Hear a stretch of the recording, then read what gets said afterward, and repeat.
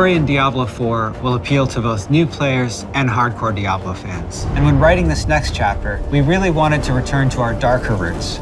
Sanctuary is in a very interesting state right now. It's 50 years after Reaper of Souls from Diablo III, where half of the population was exterminated by an archangel. The world has seen quite a bit of changes, quite a bit of scarring from its wounds that have not totally healed. In these years of death and decimation, power vacuums have opened up and been filled by various factions you'll actually get to interact with in Diablo IV. Heroes of the past that we've known and loved have long since faded into memory, as well as an iconic order known as the Haradrim. The world is a bit broken and wounded, and it's in this fragile state that Inarius and Lilith return, and they are the makers of Sanctuary, and their return may not mean the best for humanity. Before Sanctuary was created, the heavens and the hells were battling each other in a non-stop war. Our Sanctuary was created by disenfranchised rebel angels and demons that wanted out. They didn't want to be a part of this never-ending war because there was literally no point. Two of those people were Inarius and Lilith. Lilith is a demon and Inarius is an angel. They were part of the eternal conflict between heaven and hell, in which they were constantly fighting with each other.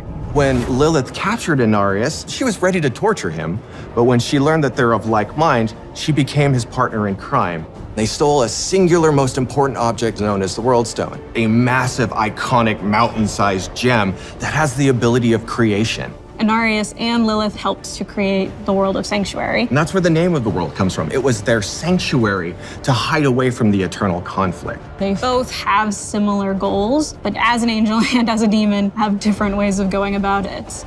Inevitably, it wasn't going to last. They've clashed multiple times throughout the history of the Diablo universe, and the last time they met, Inarius banished Lilith from the world and locked her in this realm of darkness. We wouldn't see Lilith again until the cinematic By Three They Come, when a mysterious figure pulled her back into Sanctuary and set her loose on the world she helped create. Inarius also suffered when the heavens found out where he was and what he had done, that he had created this world. He was punished and handed over to the burning hells as a peace offering. Because of these two experiences, both Lilith and Inarius do share that they were betrayed and they've been disillusioned. That does not mean that they get along. There's this rare moment in time where Inarius and Lilith are back on the world. It is them fighting each other with humanity as their battleground.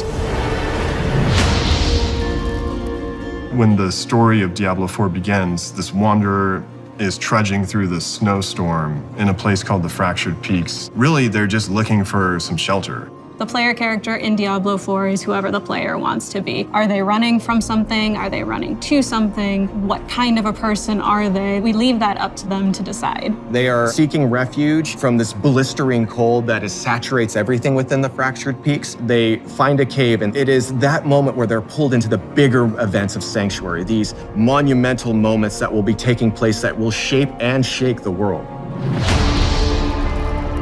It has been 50 years since Malthael, the aspect of death, culled about 50% of humanity. Humans struggle to survive in that 50-year gap after that massive culling. The humanity itself is trapped between the high heavens and the burning hells, and each are trying to influence humanity in their own way. The player is asked to save Sanctuary by a specific character that we actually remember from Reaper of Souls. His name is Lorath Nar. Lorath in Diablo IV is not the same Lorath from Diablo III, Reaper of Souls. He's a changed man. He was a member of the Haradrim. And the Haradrim is this secretive order of scholars and mages who protect the world from demons and other supernatural threats. Lorath is much older and weathered from the things that he's seen. He is struggling with who he is with the Haradrim and even without the Haradrim. When Lorath learns of the player's interactions with a being that he remembers very well, he pulls him into this mission to stop Lilith. They will need to try to figure out a way to survive in the world of Sanctuary in all of its turmoil since Lilith has come back. We have a lot of new characters that you'll be experiencing in the world of Sanctuary. One of them is Prava. She leads the Cathedral of Light. The Cathedral of Light is a militaristic faction led by Inarius. Inarius is the ultimate supreme leader, but she handles the day-to-day. She acts as a bridge between Inarius and the other followers of the Cathedral of Light. She was at rock bottom when Inarius met her. As you can imagine on Sanctuary, life is brutal. Inarius uplifted her and taught her the tenets of the Cathedral of Light. Ever since then, she's become his most loyal, fervent follower. She would do anything for him, and she just really believes in what he stands for. Inarius is in various states of bitterness. You're seeing a faction that has done as much good as necessarily bad. You as a player get to decide how you feel about those actions, and Prava will be at the forefront of all of it. Donan, he's one of the Herodrim. He is this very gifted mage who also is a scholar. We find him in this place called Scotland, where he's made a name for himself and become something of a hero. In Diablo IV, we'll find out what Donan's relationship with Lorath is and the Herodrim and how he became a hero in this place. Neyrelle is this young adventurer. She has traveled the world with her mother, looking for lost artifacts. She's spent her life going through old ruins and reading old texts and learning these arcane things. Together, they're searching for the remnants of the Herodrim. They believe in finding that, they'll find some purpose. She is someone who is very intent on stopping Lilith, so she becomes a very strong ally for you and for Lorath throughout the game. It's through her actions that Lorath and the group that you will follow will come to contend against Lilith. Something that we tried to do from a narrative perspective is create people that are living in a very dark place, but still trying their best to live. They'll have some scars, but they also have these pieces of beauty and humanity. We wanted to ground them in the circumstances of the world and make them feel real and relatable. With Diablo IV, you're very much watching a tragedy unfold. It's definitely a story that we wanted to create around people, not just the apocalyptic elements that surround the story. And that's something that we really sought to bring to you as a part of the Diablo narrative. Lilith is free, she has some followers, and she's back on her old business. She's gonna corrupt us or try to turn us to her side for her own ends. The story of Lilith and Inarius is the darkest story we've ever told, and it expands the mythos of Sanctuary and the lore of the series like never before. Sanctuary is the world in which the story of Diablo takes place, and it's the battleground for the souls of humanity and the fight between angels and demons. Sanctuary is a vast world, and there'll always be something new in every area, like hordes of enemies, safe haven towns, resources to gather, events, quests, and more. We wanted to bring Diablo IV artistically more back towards like Diablo II, the much darker style. It's very macabre. The artists and designers have had so much fun working on it, and it's just been a joy to create for us. How would the people of Sanctuary show their world? What kinds of art would they use to describe the world? One of the things we really wanted to do was make the game feel like a painting. Everything was built by a wonderful group of people who love Diablo as much as you do. We have 5 unique zones. Each of the regions has its own kind of flavor and ambient life. We take a lot of influence from what our concept artists give us, and I know they take a lot of influence from real life. There's Kyrgyzstan, which is the sort of desert. It's amazing with its sweeping sand dunes. Skazglen, which is inspired by Scotland. Fractured Peaks is inspired by the Carpathian Mountains. The Dry Steppes is sort of our mountainous desert region, and Hawazar is the swampy region of the south. Whether you're on a mount or on foot, it's a joy to go from one region to the next. Also, the region transitions are really beautiful and stunning to see. Making sure that it felt sort of geologically true was really important. If you walk from Fractured Peaks into Hawazar, you'll cross all of these waterfalls caused by snowmelt. So you can actually see the snow melting in Fractured Peaks through waterfalls, entering into Hawazar and entering the large basin that fills Hawazar with all of the swamp water.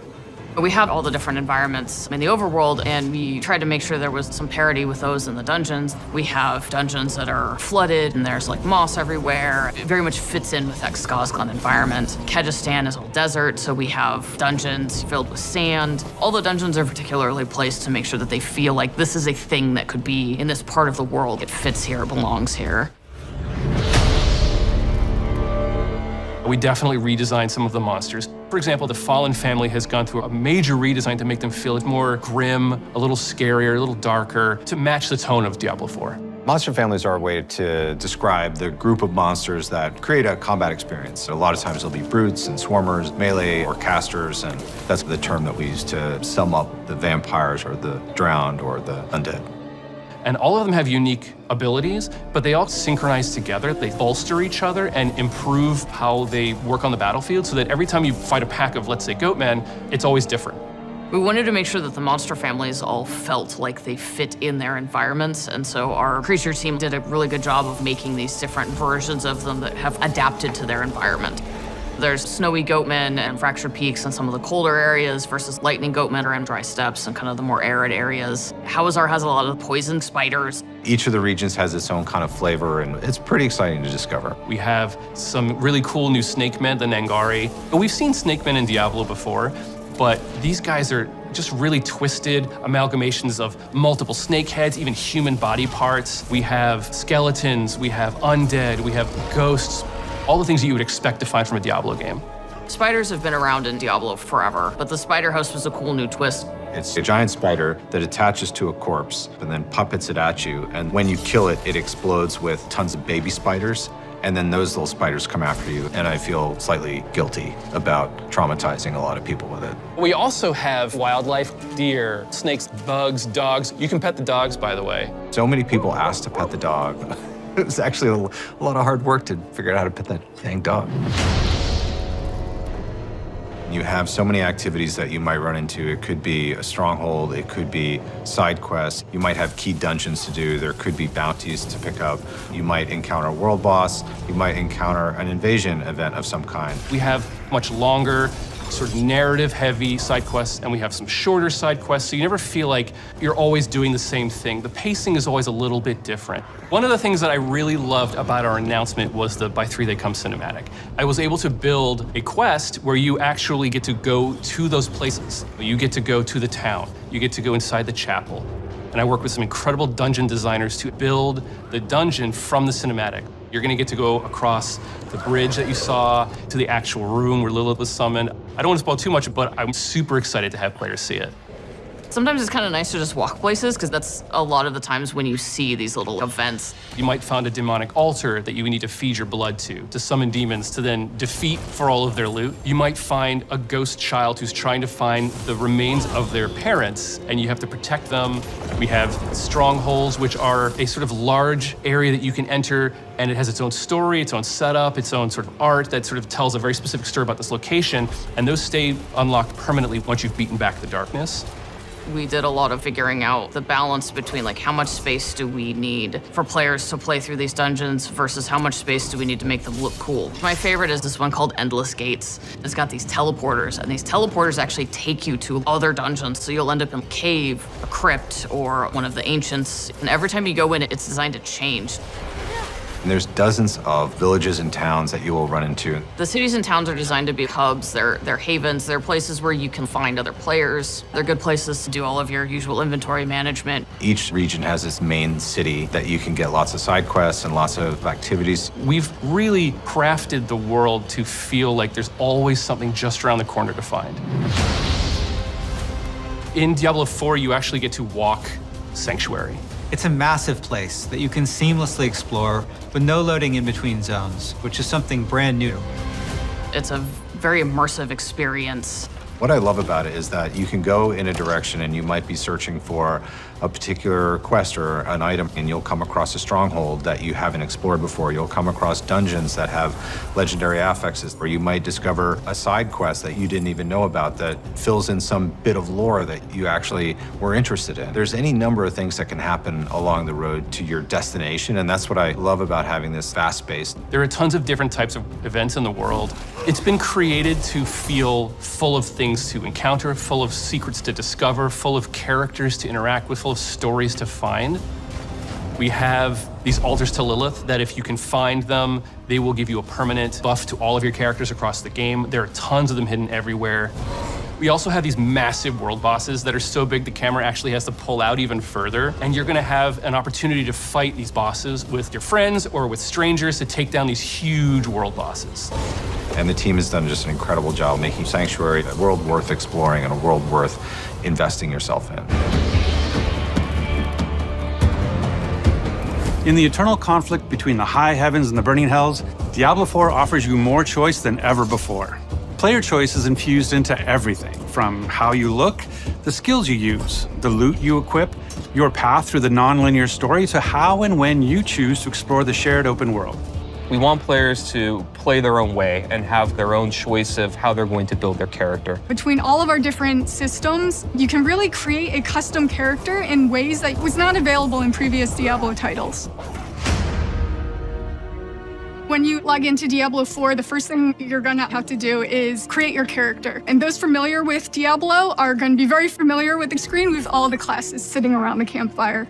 In Diablo IV, we got 5 classes. The Barbarian is your fantasy of a fierce warrior or fighter. The Barbarian is the weapon master of Diablo IV, being able to pick up any weapon, jump into the fray, and do really badass stuff with it. They're very strong, they're very physical. They can take different weapons for different situations and use them to their maximum effect. The Sorcerer is really your elemental mage. You have fire, ice, lightning. You can either focus on one or you can kind of be a jack of all trades mage and use abilities from all 3. They're a little more fragile than other classes, tend to be more ranged. The Rogue, unlike the Barbarian, they are a little bit more clever. They're very fast. They have the ability to imbue their weapons with different elemental energies, and they can modify them to do different things. The Rogue has 2 different types of play styles. You have the ranged crossbow type gameplay, or you have the in-your-face daggers, poisons. You can bait the enemies into traps that have huge effects, more stealthy type gameplay.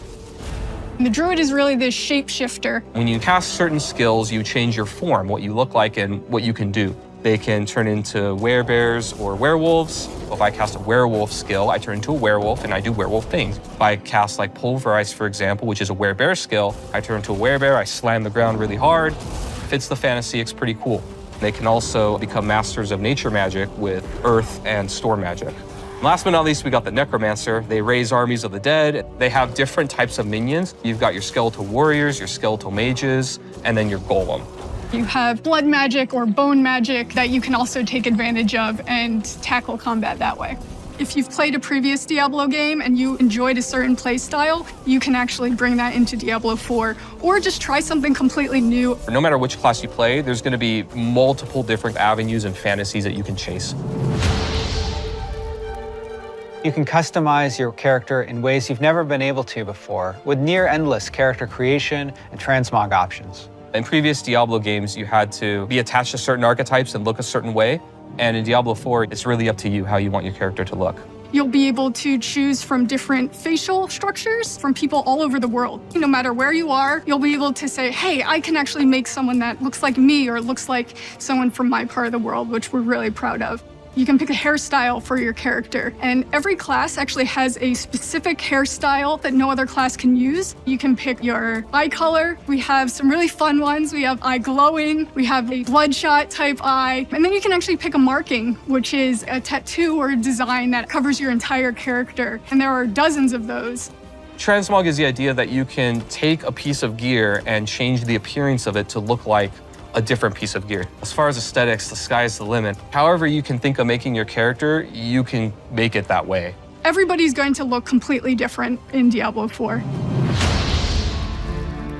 One of our pillars for class design in Diablo IV is this idea that we want players to play the way that they want to. When you first start the game, we introduce you to the idea of the skill tree. As you level up, you get access to these different skills or passives or upgrades to make your character more powerful.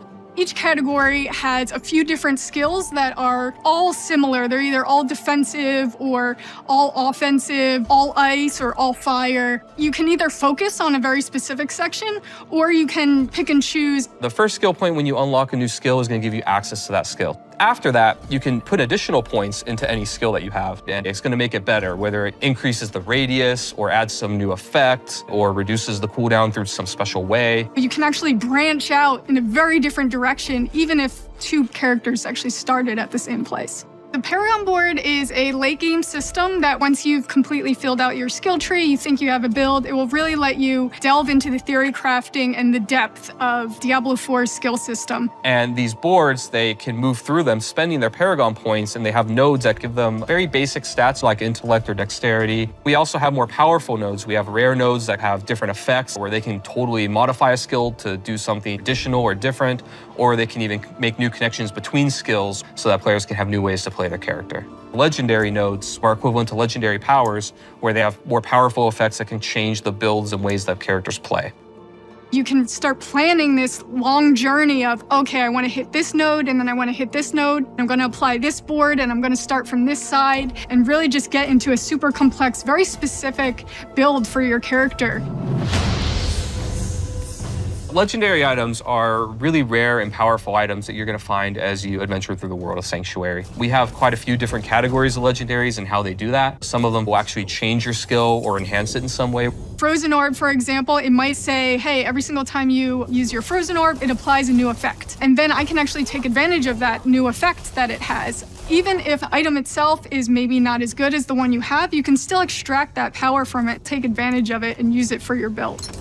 One thing that our players can look forward to is that a lot of our classic, really rare and most powerful items from previous titles are going to be returning as uniques in Diablo 4. Unique items are very similar to legendaries, but they're unique, which means if that ability is actually on a chess piece, it's always going to be on that chess piece because it's more powerful than a regular legendary effect. Crafting is a big part of Diablo 4. We have all kinds of different ways that you could upgrade and interact with NPCs to make your gear better. You can increase the item level or power of your gear, so you can actually get a piece of gear and just make it stronger. You can also add sockets to your gear so that you can put gems inside of it. There are a lot of different ways that players will be able to customize their experience in Diablo 4. Every single player is going to have a different experience and a different build at the end of the day. Because we have all of these different ways to make your own character, there's a lot more possibility compared to previous titles of how you want to play, how you want to build your character. We really are doubling down on this idea that you can look the way you want, you can play the way you want, you can really make your own fantasy in this game. Hell welcomes all, and so does Diablo 4. In the coming weeks, we'll be sharing even more about how to play your way. Now, our launch on June 6th is getting closer. Closer still if you got early access. And we can't wait to see you in Sanctuary. Hail Lilith, Blessed Mother. We're really excited about getting this game into players' hands and letting them experience this massive world. A main cornerstone of D4 is play your way. As a player continues to advance through the story and into the endgame, they'll unlock a ton of brand new activities that provide meaningful progression, no matter their playstyle. Players will be able to keep progressing in the narrative of the game. Alongside that, the whole team has worked on crafting a variety of different experiences players can pursue. We're going to have an entire world of Sanctuary for our players to offer. There's going to never be an absence of something to do. After the player has finished the campaign, there's a lot more game to go and participate in. They gain access to a special, what we call capstone dungeon that they have to complete. Once they're able to finish this capstone dungeon, they're going to gain access to the first world tier. As you complete the world tier, it will open up the opportunity for you to go into your next world tier. That involves unlocking powerful loot, new items, and more advantages for your player to have a better opportunity at end game. Whether you're a fan of dungeons, PvP, or just roaming around the world, there's a way to continue your Diablo adventure long after hitting max level. As your character continues to grow in power, you'll start with the skill tree and expand out into the paragon system. A lot of the choices the players make are grounded on skills themselves and the fantasies associated with those skills. The Paragon board is a place where we allow you to have a lot more depth, a lot more customization, many more options as you go. You can rotate the board, so you can choose a different path if you're like, I want to do more strength-based things, or I want these particular boons or glyphs. You can chart your path through it, and they're really a way for you to keep expanding your character and making it uniquely yours. Similar to the Paragon boards is the Codex of Power. It's an in-game system that holds the aspects related to the character. You are able to complete a dungeon, and they will have a chance to drop an aspect that you can pick up. And what this allows players to do is take items they're finding in the world and make them more powerful, turn them into legendary items. It's really special to discover what kind of playstyle really means the most to you. Every part of Sanctuary is fulfilling and satisfying. Dungeons in particular are really close to my heart.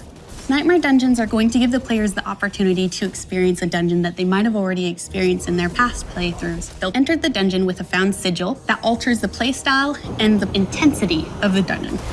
They're more difficult and they have additional objectives, and then they also have affixes, which add a degree of difficulty for you and your group to work through.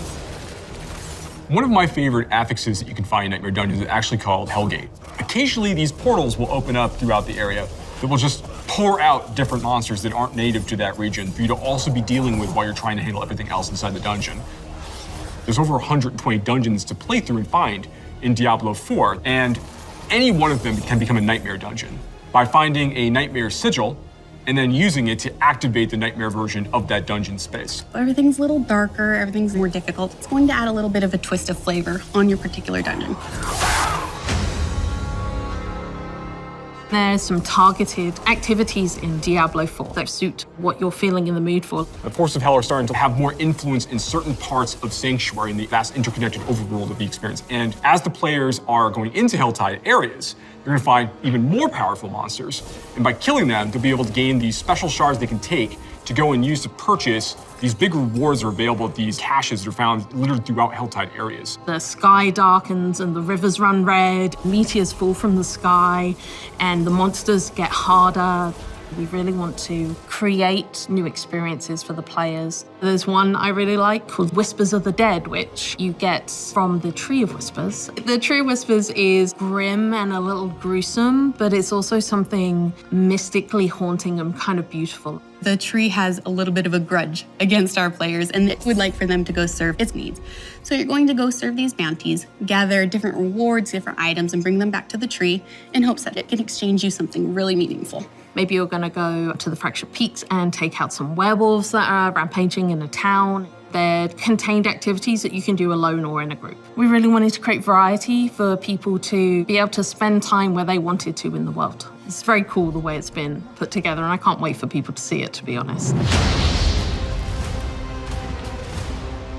In Diablo IV, we have a focus on the world of Sanctuary. And there are parts of that world that we call the Fields of Hatred, where Lilith's presence in Sanctuary has begun to seep through and manifest these poisonous areas throughout the world.